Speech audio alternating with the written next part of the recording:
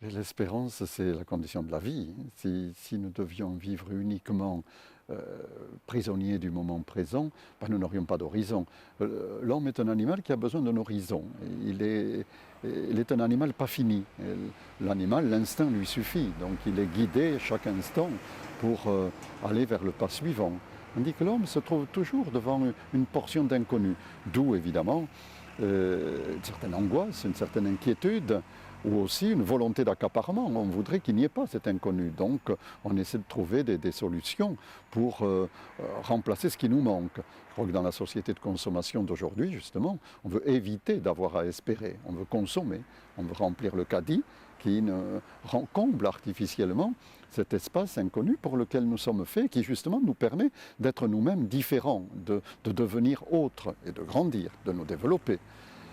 Donc l'espérance, c'est un cadeau qui est fait, c'est une vertu théologale, hein, donc c'est une vertu, c'est une qualité humaine, mais théologale, c'est-à-dire que pour bien la comprendre, il faut se tourner vers Dieu, quoi. Lui seul, finalement, peut nous combler parce qu'il ne nous enferme pas. Le caddie nous enferme. Et du coup, on n'a jamais assez du caddie, il faut en remplir un second. Tandis que Dieu, lui, il est toujours nouveau, il est une source toujours jaillissante. Donc ce qu'il nous promet, c'est de commencer toujours. Or l'espérance, finalement, c'est d'accepter de ne pas tout avoir sur le moment, mais de marcher parce qu'on sait qu'on est attendu, on sait qu'il y a un horizon. On pourrait dire, à l'époque de Bernadette, ce qui est beau à la grotte de Lourdes, c'est qu'au-delà de la boue, on entend chanter une source. Ce qui est beau dans la vie humaine, c'est justement de pouvoir espérer.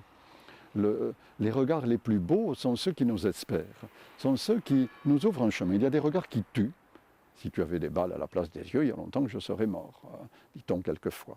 Et alors qu'au contraire, on peut regarder un enfant, on peut regarder une personne âgée, un malade, comme quelqu'un qui a un avenir. Et du coup, on le lui donne. Donc l'espérance, elle est dans les deux sens. Elle est moins pour accueillir dans l'épreuve, peut-être, qui m'est donnée, comme un appel à changer. Je ne peux plus continuer comme avant, mais est-ce que je vais du coup démissionner, dire qu'il n'y a plus de chemin? Non, je vais en inventer un.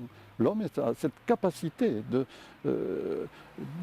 envisager toujours quelque chose de neuf. Et puis, l'espérance est aussi ce que nous pouvons partager à d'autres. L'espérance n'est jamais à sens unique, nous la recevons et nous la donnons, comme tout ce qui est humain d'ailleurs. Nous sommes au fond toujours en transit. Et il ne faut pas bloquer ce que nous recevons. Et nous voyons bien, on peut dire que quelquefois nous donnons ce que nous n'avons pas. Nous pouvons, à travers notre regard, communiquer une lumière que nous n'arrivons pas à arrêter même pour nous-mêmes. Mais en la donnant à quelqu'un d'autre, nous en recevons comme un éclat. Et du coup, nous avançons. Je crois que Lourdes, vraiment, et ce pèlerinage de Lourdes Cancer Espérance, c'est un des plus beaux exemples de l'espérance, qui est l'ouverture d'un avenir là où, humainement, semble-t-il, il n'y en a pas.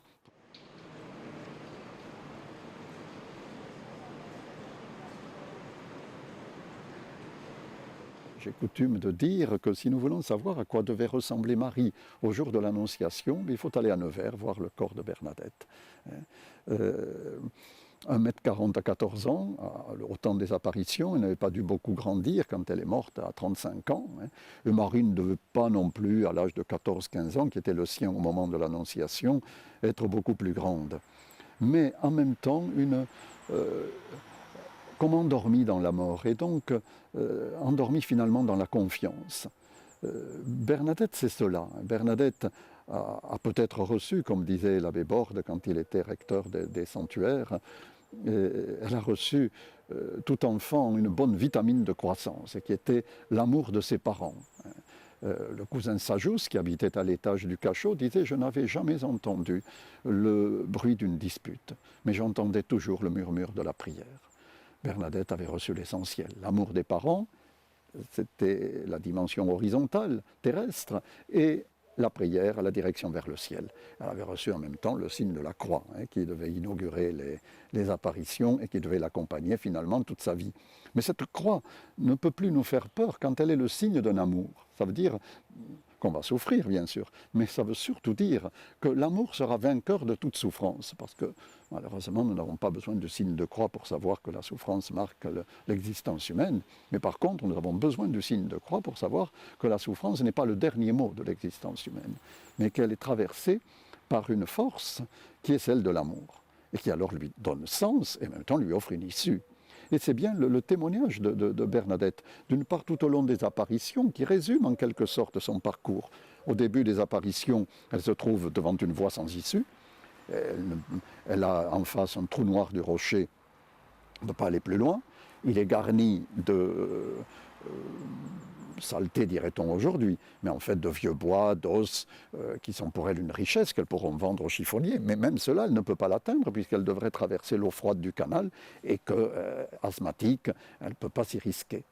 Donc, et c'est là, au fond de cette impasse, qu'elle voit jaillir une lumière après avoir entendu un coup de vent. Ça veut dire qu'il y a quelque chose à entendre et quelque chose à voir. Ses sens peuvent s'ouvrir. À partir de là, elle pourra, une fois qu'elle aura réalisé cette présence nouvelle d'une jeune fille qui lui ressemble, elle pourra aller jusqu'à s'avancer dans la boue à quatre pattes jusqu'au fond de cette grotte et, avec ses pauvres mains sales, dégager une flaque d'eau qui deviendra une source qui guérira.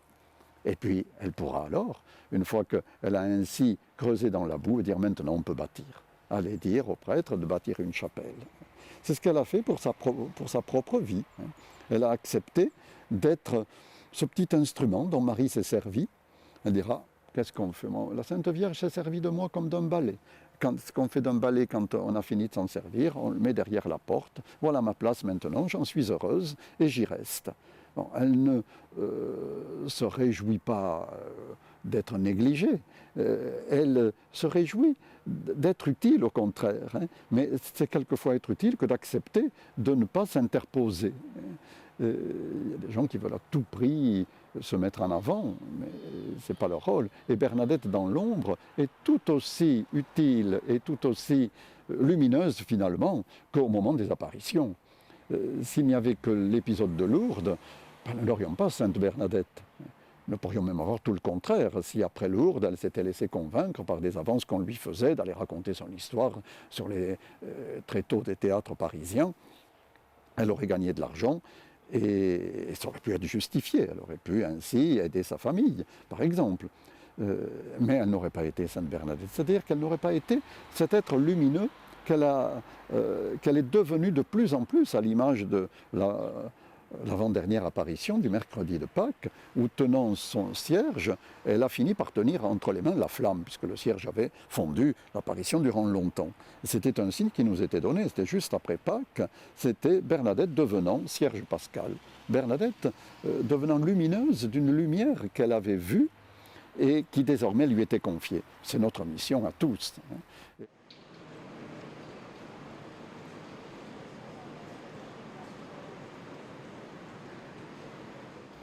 Dans ma vie, mais je crois que hélas ce n'est pas une exception.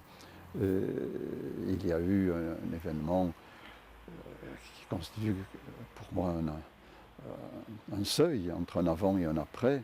Donc il y a maintenant, nous sommes en 2012, il y a 21 ans, dans une nuit du mois de mai, mon frère Jean-Luc, qui était tout jeune prêtre, de 2 ans d'ordination, qui s'occupait beaucoup de jeunes, tandis qu'il préparait les journées mondiales des jeunes à Czestochowa, ramenant une religieuse à la maison diocésaine à Tarbes, a voulu interpeller 2 jeunes voleurs de voitures et s'est trouvé frappé de 4 coups de couteau, dont un qui a tranché l'artère, et il s'est vidé de tout son sang. On a trouvé ces jeunes tout de suite, c'était des jeunes de la périphérie de Tarbes, un jeune gitan sédentarisé, mais qui avait beaucoup de problèmes dans sa famille, dans son environnement. Et j'ai pu le rencontrer, mais je me suis bien rendu compte que ce jeune n'avait justement aucun mot à sa disposition pour parler. Et quand mon frère l'a interpellé, il ne pouvait rien dire, il n'avait pas la parole, mais il avait une arme, et il s'est servi de l'arme. La violence est souvent malheureusement une espèce de voie sans issue, mais peuvent envisager des gens qui n'ont plus d'espoir. Donc, je n'ai pas pu faire grand-chose, mais simplement peut-être faire en sorte que, pour ce jeune, cet acte-là ne soit pas pour lui comme irrémédiable, mais peut-être lui ouvre un chemin nouveau. Je n'ai pas été le seul, d'autres personnes ont aidé sur ce chemin. Bon, moi-même, j'ai été encouragé par mes parents, par maman tout spécialement, qui n'a eu jamais le moindre mot de révolte, une grande souffrance bien sûr, quand elle a été appelée dans la nuit pour aller près du corps de son enfant. Elle a voulu simplement réciter le chapelet et les mystères glorieux auprès de son corps. Et le pardon s'est imposé, on peut dire en quelque sorte. Il n'y a même pas eu à faire de grands efforts sur une révolte ou sur une volonté de vengeance. La situation était ce qu'elle était, et autre chose que le pardon devenait impossible. Et seul le pardon, par contre, pouvait ouvrir un chemin. Donc sans faire tous ces raisonnements, c'est ça qui a été assez spontané, à tel point que quand il y a eu l'année suivante, le procès de ce garçon, j'étais le seul témoin de la défense, demandé parce que justement dans le milieu où il était, il n'avait personne qui pouvait venir le soutenir. Il ne s'agissait pas pour moi de le soutenir, mais de dire justement cela. Puisque ce geste épouvantable était déjà commis et qu'on ne pouvait pas y revenir dessus, on n'allait pas revenir en arrière, mais qu'au moins on puisse permettre à ce jeune d'avancer. Je crois qu'il a tout de même un peu avancé. Il a été visité à plusieurs reprises dans les différentes prisons où il a été. Il a fait environ 7 ans de prison. Il est ensuite revenu sur la tombe de mon frère et il a pu prendre femme, avoir un enfant. Je crois qu'il a quand même vécu quelque chose. Pour nous, c'est ça qui est l'essentiel. Que rien ne soit perdu, qu'on retrouve la leçon de la maladie, la leçon de la souffrance, la leçon de la mort. Tout peut ouvrir un chemin, à condition que nos cœurs, nos oreilles, nos yeux s'ouvrent à cette lumière qui nous est offerte, qui ne peut pas s'imposer, mais qui, lorsqu'un cœur s'ouvre, se donne abondamment. C'est le sens de l'existence de la petite Vierge Marie. Elle a elle-même offert sa virginité, c'est-à-dire un état qui justement ne peut pas être fécond. Elle l'a offerte et elle a reçu la fécondité de Dieu.